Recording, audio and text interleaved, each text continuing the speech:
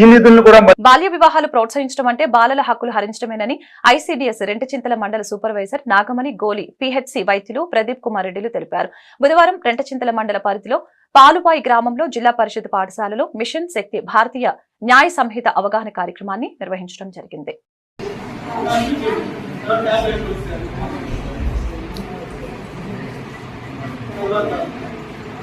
వర్షాకాలంలో ఎక్కువగా గ్రౌండ్లో కానీ రోడ్లలో కానీ కుంటల్లో నీళ్ళు ఎక్కువ ఉంటాయి.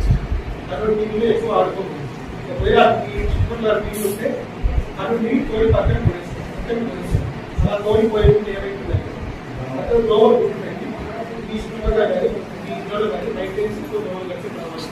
అలా దోమలు కలగకుండా ఉండాలంటే ఏం చేయాలి?